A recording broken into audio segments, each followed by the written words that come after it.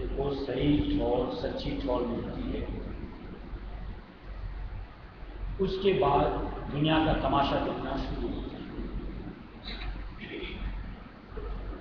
जब तक सही ठौर सच्ची ठौर नहीं मिलती तब तक तो यूं को उन्हीं चरित्रों के अंदर हम भी अपने आप को जोड़ते रहते हैं, खपाते रहते हैं और उसी को सच मान करके उसी में बरतते हैं।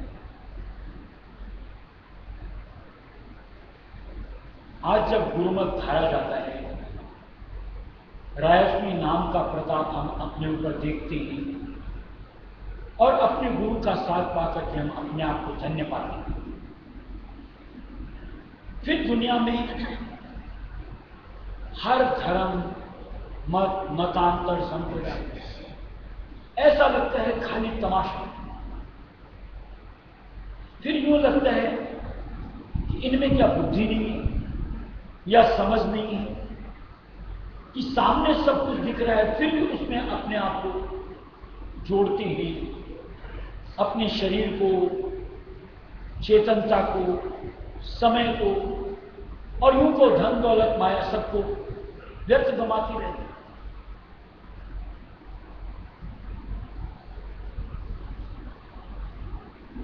चाहे वो मामला मूर्ति पूजा का हो, तीर्थाटन का हो, व्रत त्योहार वगैरह का हो, ऐसा लगता है आखिर इनसे कैसे हमको संतुष्टि मिल सकती। जैसे सुबह की सत्संग में जैसे बात की थी कि जैसे प्रसाद, चरणामृत, मुखामृत,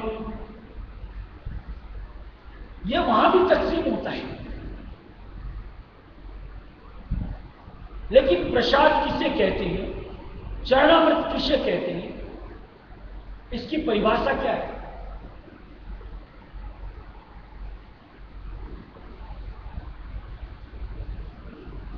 जैसा कि कई मरतबा सत्संग में हम लोगों ने सुना होगा कि जो हमारे गुरु आते हैं अवतार धर करके मालिक के, उनमें हमसे कहीं विशेष चेतन हर वक्त बहता रहता है। अगर सही मायनों में उनकी परिभाषा समझो तो हम लोग जो आम जीव होते हैं, हम सब में एक आत्मा होती है और जो गुरु हमारे होते हैं उनमें शब्द काम करता है। अगर आप इसका फर्क समझ सकते हो, अपने आप समझ में आएगा कि उस विशेष चेतनता का कारण क्या है और उस विशेष चेतनता को, जैसे सुबह के सत्संग में बात हुई थी कि हम जैसे जैसे नजदीकी पाते हैं उसको प्रवाहित उनमें महसूस होता, हम खुद कह सकते हैं। और उनके माध्यम से अगर प्रसाद मिलता है तो निश्चित तौर से वो हमारे ऊपर असर करेगा। चरणामृत उनका मिलता है तो निश्चित तौर से हमारे ऊपर असर करेगा, क्योंकि उसमें विशेष चेतनता शामिल होकर के आती है। और असर कहने का मतलब कहीं ना कहीं हमारे इस मन को मांझेगा, साफ करेगा, इस अनुरूप बनाएगा कि हम अंतर्दिल से मालिक रहस्य दयाल की महिमा बखान सकें, उनकी चाहत बना सकें और उनसे मिलने का जतन कर सकें। अब जहां ऐसा कुछ है ही नहीं, यानी विशेष चेतन कोई यूं कोई प्रसाद लेता है जो कि तकसीम होता है, उसको प्रसाद की संज्ञा देना ही गलत है। जैसा कि हम लोग देखते हैं मंदिरों में वगैरह में चरणामृत तकसीम किया जाता है। चरणामृत किसे कहते हैं ये तो समझ में आवे। क्या उस मूर्ति को धो करके उसके पानी को आप चरणामृत कहते हो, जो कि निश्चित तौर से पूरी तरीके से जड़ होती है। ये ऐसी जो मन की सामने जो दिखने वाली बातें, ये जो हम मालिक के संपर्क में बढ़ते हैं, नजदीकी मिलती है, एहसास मिलता है, तब जाकर के दुनिया का तमाशा दिखना शुरू होता है। वहां जाकर के लोग बात, आप देखो किसी से भी चर्चा करके किस चीज की महिमा बखान होती है, या तो देखो ओहो क्या मूर्ति का श्रृंगार था, क्या मंदिर का श्रृंगार था, कितनी भीड़ थी।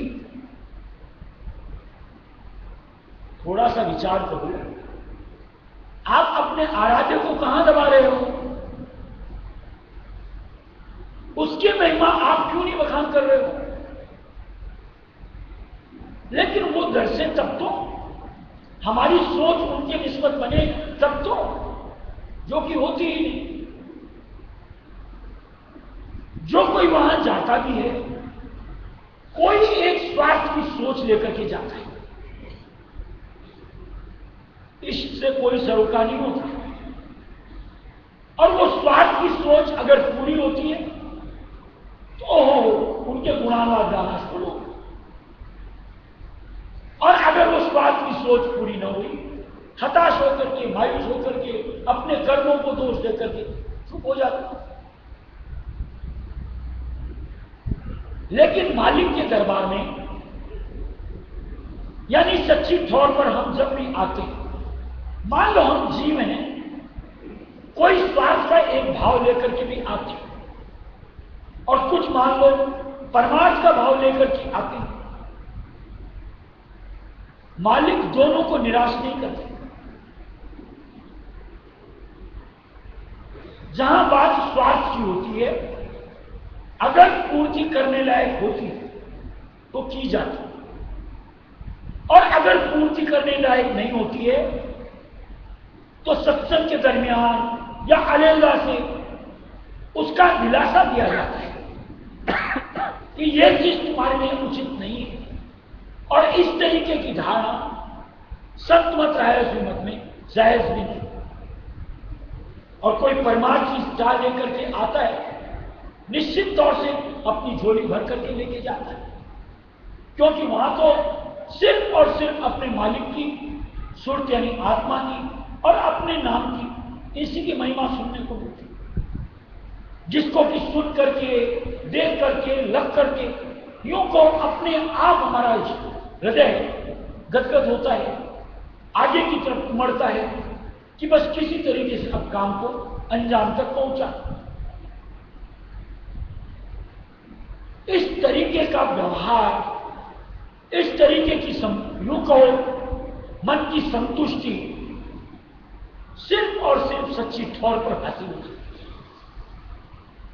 जहां की एक एक का साथ, जो कल की सत्संग में बात की थी, हमें मिलता है, मन को तसल्ली होती है कि हम कहीं गलत ठौर नहीं गए। और निश्चित तौर से जितनी उमंग हम लेकर के आते हैं, उसमें कुछ न कुछ और वृद्धि कर करके आगे की कार्रवाई करने के लिए यहां से जाते हैं। और निश्चित तौर से अगर यह सिलसिला बन रहा है हमारा, तो मन की तृप्ति कहो और आना कहो सफल होता है। और निश्चित तौर से हमारे पास जितने भी हैं, चाहे बच्चे से लेकर बूढ़े तक, आज जो हमको संत मत की कार्रवाई करनी है, यानी मालिक से मिलने का जतन करना है, उसके लिए समय कम है, काम ज्यादा बनाना है। इसलिए लापरवाही छोड़नी चाहिए और अंतर दिल से नाम की कमाई में, मालिक की सेवा में बढ़ चढ़ करके अपनी हिस्सेदारी देनी चाहिए, ताकि जितने भी श्वास हैं बाकी लेने सफल हो, जितना भी समय है सार्थक, और उसमें बढ़ चढ़ करके हम मालिक की विशेष दया को अपने प्रति हासिल करते हैं, और तभी जाकर के हमारा मालिक की शरण में जुड़ना सफल होता है। लगाओ मेरी नैया सतगुरु पार, लगाओ मेरी नैया स्वामी पार, मैं बड़ी जात जग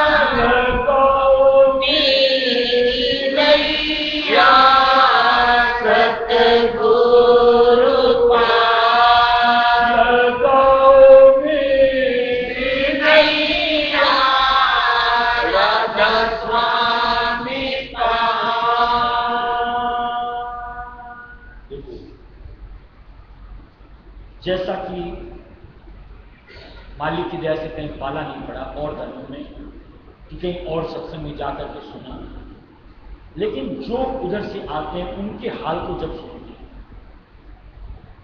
उनके पास शब्दों की एक लिमिट होती है।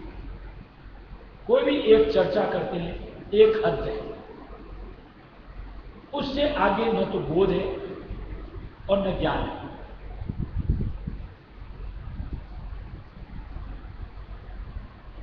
राजस्व मत में आप ताज जिंदगी सत्संग,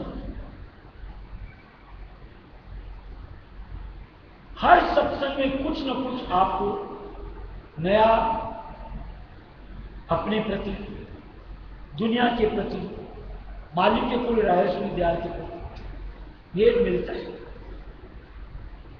जिसको कि सुन करके यूं कहो रास्ता सूझता है कि हाँ यकीनन ये ऐसा था या ऐसा है या ऐसा होना चाहिए। और नित्य में हमारी रफ्तार दुरुस्त और बढ़ती चली जाती है। आज जैसा कि हमारा जो जीवन मान लो जितना बीत चुका, अभी से यानी इस सेकंड से पहले तक, उसके भीतर हमने, जैसा कि हम लोगों को बताया जाता है, कर्मों की रूपरेखा, अगर उसका निष्कर्ष निकालो, जिंदगी में सुख कितना पाया और दुख कितने झेले,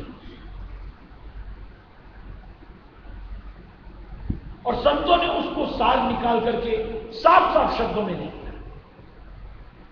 कि दुख की मात्रा ज्यादा है और सुख बहुत सीमित है। और जो भेद और संतों के जरिए से हमें सुनने को मिलता है, अपने ही किए गए कर्मों का ये एक हिस्सा था या है जिंदगी काटते समय तक। और जो भेद मिलता है कि ऐसे कर्मों की ढेर के ढेर ऊपर संचित कर्मों के रूप में पड़ी हमारी, और जिनको कि हमें काटना है।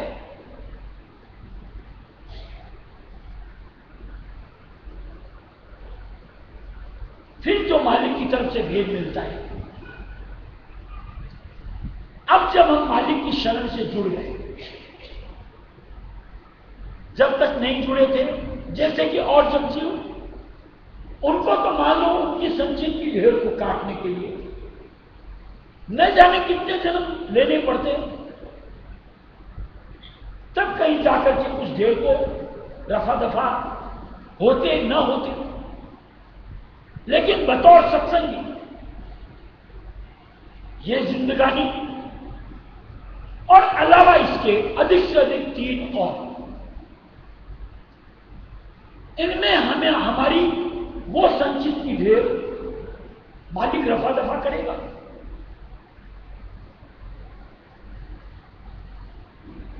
यानी जिसको जगजी होने के नाते न जाने 1000 लाख 10 लाख करोड़ कितने पापड़ बेलने पड़ते, कितनी जिंदगानियां गलानी पड़ती, हमारे लिए कितनी सहज थी, और वो भी मालिक की नजरों के तले दूर होकर के नहीं।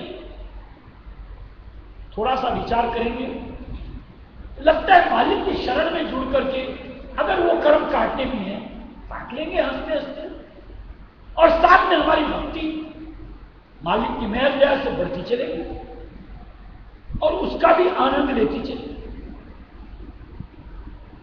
फिर जो भेद मिलता है कि जो दुनियादारी जीव हैं, जिनको कि उन कर्मों को काटना है, जैसा किया वैसा काटना है, और एक बतौर सत्संगी मालिक की मेहर दया, मन भर का शेर भर करके विचार तो करो, सूली का कांटा कर इस तरीके से गुजरा दिया जाएगा, और उसमें भी मालिक की दया का हाथ साथ रहेगा। ऐसा लगता है मालिक सिर्फ और सिर्फ दया का अथाह भंडार। और निश्चित तौर से हम अपने आप को बड़भागी कहने में जरा भी हिचक नहीं दिखा कि सिर्फ उनकी मेहर दया और सिर्फ उनकी वजह से हम अपना वो देश जिसको न जाने कब छोड़कर के मालिक से दूरी अब खत्म होगा। जल्द से जल्द मालिक के कुल राय सूर्यदयाल से प्रीतम से मेला हो, चाहे वो काम 4 प्रबल भक्ति करेंगे तो 3 और प्रबल तो 2,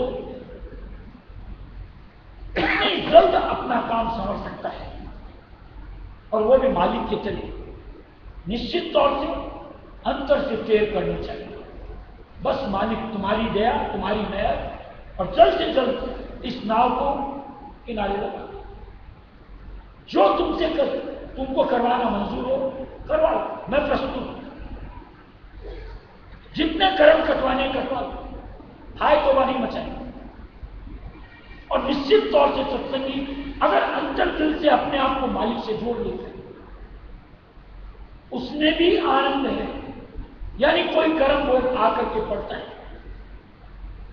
साफ दरसता है कि मालिक की विशेष मेहर दया मुझ पर पड़ी, जो अब कर्मों को काटने का नंबर आ गया। संतों की लीला अलग है। दुनिया के हिसाब से सोचो तो जहां खूब धन दौलत सुख समृद्धि होती है तो लोग बोलते भगवान की अपार दया है। संत मत के अनुसार उस वक्त चेत करके रहना है, क्योंकि जब युग और सब साधन इकट्ठे होते हैं कहीं न कहीं काल घात लगा करके बैठता है। वहां हमको अपने आप को गाफिल नहीं करना है, मालिक को बढ़ करके अपने आप को जपते चलना है, आधार बनाते चलना है। और जब विपत्तियां आकर के पड़े मन को मालिक की शरण से जोड़ो, बस तहे दिल से शुक्र करो, बस मालिक कटवा लो, मुझे नहीं चाहिए 4, 3 में निपटाओ, 2 में निपटाओ, बस तुम और तुम्हारा साथ। फिर देखो कैसा आनंद उसको भी काटने में, भुगतने में। और निश्चित तौर से ये एक एहसास की चीज है। ऐसे भी आप अपनी जिंदगी में अनुभव जरूर करते होंगे कि जब कुछ भी आफत आकर के पड़ती है उस वक्त आप मालिक को कितना सुमिरते हो, और जब यूं को बड़े ठाट बाट रहते हैं उस वक्त मालिक को कितना विसरते हो। इसी से समझ में आ सकता है कि वो घड़ी हमारे लिए ज्यादा बेहतर है। और उसी के संत महाराज स्वामी जी महाराज ने दिया है कि दुख की घड़ी गनीमत जान, यानी उसमें बढ़ चढ़ करके जीवों के लिए, सत्संगियों के लिए मेहर दया बरसती है मालिक की तरफ से, जिसको कि पा करके हम यूं को निहाल हो। यानी निश्चित तौर से कुछ भी कर्म आके कटा और मालिक की नजर, और कटा और मालिक की नजर, इस चीज का एहसास पा सकते। और ये एहसास जहां आप पूरी तरीके से मालिक पर समर्पित हो जाएंगे तभी ले पाएंगे, और नहीं तो शिकवे शिकायत गिला यही सब चलते रहते। लेकिन मालिक को कोई फर्क नहीं, मालिक को जीव का काम बनवाना है। आप रोकर के भुगतो, हंस करके भुगतो। जो मालिक के कौल कलमबंद हो गए कि 4 जिंदगी में सूरत को ले जाना है तो ले जाए, बेहतर है हम अपनी सहमति दें और उसमें मालिक की मौज को निहारें, तो उसमें हमें आनंद मिल सकता है।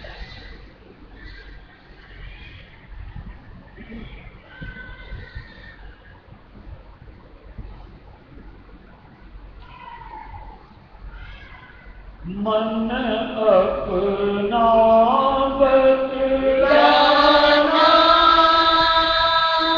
सत्संग में लावे जो पाए। मन अपना बदलाना सत्संग में लावे जो पाना।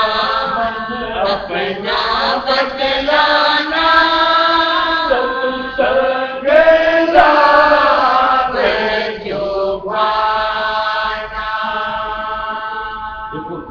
हर तरह के जीव दुनियादारी थी, उनको तो रहस्य मत के प्रति यूं को अपने मन की भड़ास निकालनी, यानी मीन में, यानी कि उसकी बुराइयां। एक कोई ऐसा जीवन हमारे भी पल्ले पड़ा, उसने क्या किया, थोड़ी सी बुद्धि ज्यादा थी, पूरा रहस्य मत का इंटरनेट से बायोडाटा सब निकाला और उसकी तरफ से निष्कर्ष ऐसा कि रहस्य मत में जो लगता है उसको ज्यादा मार पड़े, यानी बीमारियां, निर्धनता। अरे अपने तो महाराज साहब के बच्चों को पढ़ो, सब लिखा हुआ है। और जो मान लो ऐसी बातों को सुन करके बिना मालिक की मेहर दया को पढ़ के दूर भाग जाए, अभागा रह जाता है। और किसी को अगर ऐसा लगता है कि अगर ये थोड़ा सा बर्दाश्त कर लो, जन्म मरण से छुटकारा, वो हंसते हंसते मालिक की शरण में आ जाता है। इसको और समझने के लिए पीछे सत्संग में एक बार चर्चा हुई थी कि मान लो आपको मालूम पड़ गया कि मेरे ये बीमारी फलानी लग गई, जैसे मान लो कैंसर ही लग गया, आपको समझ में आ गया कि अगर इसका इलाज नहीं कराऊंगा तो बेमौत मारा जाऊंगा। क्या आप ऑपरेशन के लिए अपने आप को प्रस्तुत करते हो या नहीं करते हो? पता है ऑपरेशन का मतलब क्या होता है? चीर फाड़ होता है, दर्द भी सहने पड़ते हैं, शरीर में कमजोरी भी आती है, रक्त भी निकलता है। सब कुछ जानते समझते हुए भी उस बीमारी से निपटारे के लिए हम हंसते हंसते डॉक्टर को बोलते हैं हाँ कर दो। कोई भी ऑपरेशन से पहले आपकी साइन ली जाती और हम साइन करते हैं उस पर। अरे मालिक हमारा ऑपरेशन ही तो कर रहा है, यानी वो संचित चीज है, मालिक अगर खत्म कर रहा है, जन्म मरण से मुक्त कर रहा है, और इसके लिए ये ऑपरेशन के जरिए ऐसा कुछ करना जरूरी लगता है। क्यों नहीं हमको अपने आप को हंसते हंसते मालिक को अपनी सहमति देनी चाहिए? क्या मालिक जैसे भी हो बदला, बस काम समझना चाहिए, यही तो होता है। परफेक्ट है कि नहीं? इसलिए कहीं पर भी मन को मायूस नहीं करना चाहिए कि मालिक दयालु नहीं है, बच्चे दुख पा रहे हैं उसको दया नहीं आती है, ऐसा क्यों करते हैं? जैसे कह रहे थे बच्चे चाटा क्यों मारे? अरे इतनी हमें समझ में होती है तो हम भी आज उस दर्जे तक पहुंचते हैं। मालिक से ज्यादा दया और किसके हृदय में हो सकती?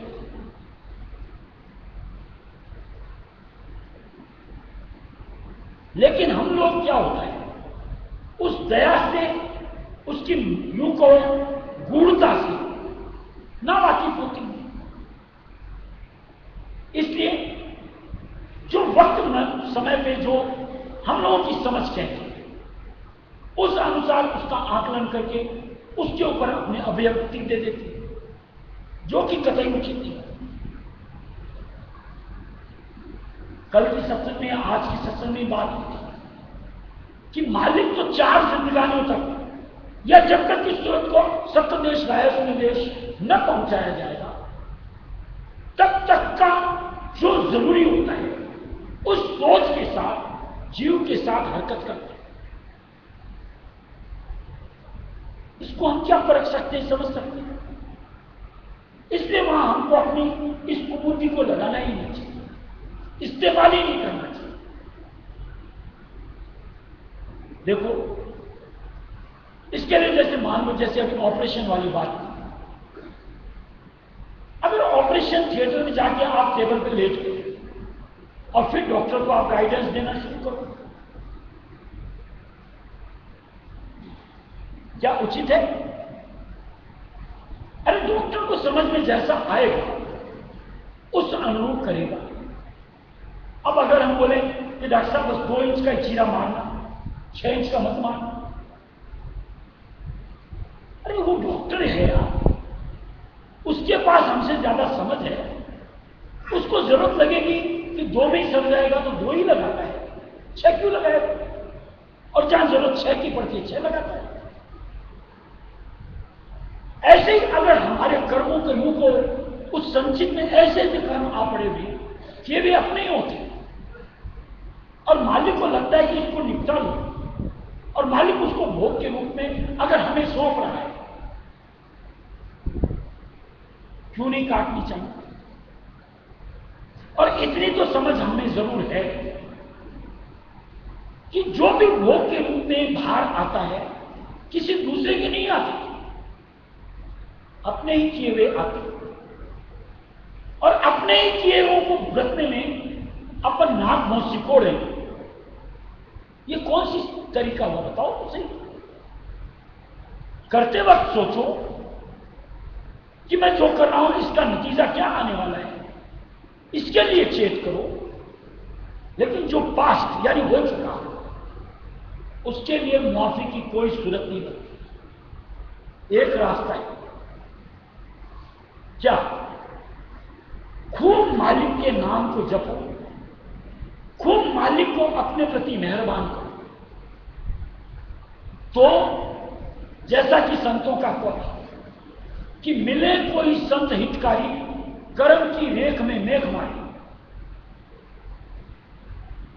यानी अगर हम गुरुमुख बनकर के उनके ऊपर समर्पित हो गए तो मालिक कई कर्म तो यूं चुटकी बजा करके रफा दफा करते, कई कर्म अपने ऊपर लेकर के मुक्ति,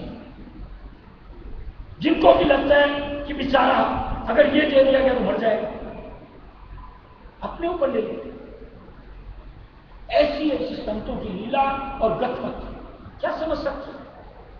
और फिर भी अगर हमारा ये सिलसिला शिकवा शिकायत ऐसा नहीं, ऐसा होना चाहिए, वो नहीं, वो होना चाहिए, कतई उचित नहीं। ये गुरुमत है, और गुरुमत को गुरुमत ही रहने दो, शिष्य मत मत बनाओ।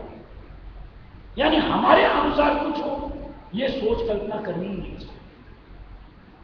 यहां तो सिर्फ उनके जिम्मे छोड़ो कि उनको जो उचित लगता है उस तरीके से बढ़ती जाए, और जो उनकी मौज में अपनी सहमति जोड़ देगा, फिर देखो उसके ऊपर रंग किस तरीके से प्रवाहित चढ़ता है, और फिर उसका क्या, उसका परिणाम नतीजा यानी भक्ति फल हाथ लगता है।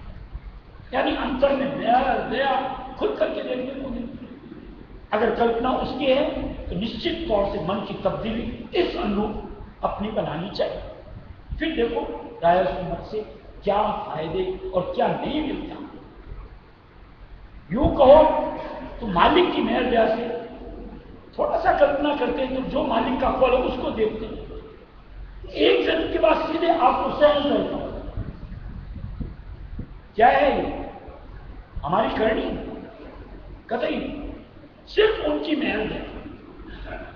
दूसरा जन्म लो, त्रिपुरी दिया। किसको कहते हैं त्रिपुरी जानते हो? ब्रह्म का देश। ऐसे मालिक बख्शिश देता है, जैसे हम लोग होटल में जाते हैं, मेरे को 10-20 दे के आते हैं, ऐसे हम जीवों को यूं बख्शा जाते हैं, कल ले जाओ। कहीं कदर तो समझो यार किसी चीज की। कदर जिस पल समझ में आ जाएगी, ये शिकवे शिकायत बंद होकर बस गैर सुनी, हे मालिक, हे दाता, कुछ और शब्द जुबान से निकले, ऐसी कुछ हालत हमारी बने, तब लगे कि यहां राय सुना, मालिक का हे, मालिक की महिमा कुछ चित्त समाई और कुछ समझ में आए।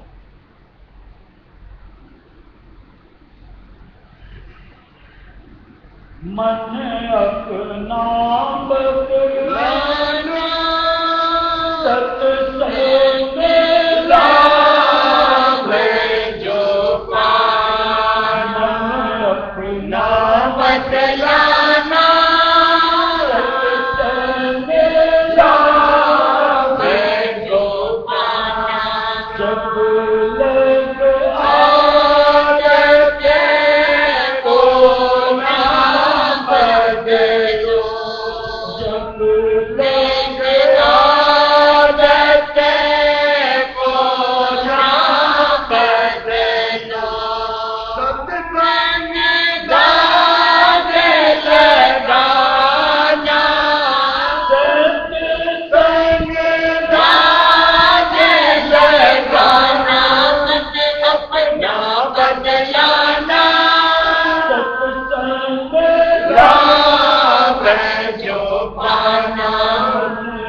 अपना बदलाना सत्संग लाभ जो पाना मन बदले विनय काम न होगा मन बदले विनय काम न होगा छूटे न कार्य का जाना छूटे न कार्य का जाना अपना बदलाना सत्संग लाभ जो पाना अपना बदलाना सत्संग लाभ जो पाना दूत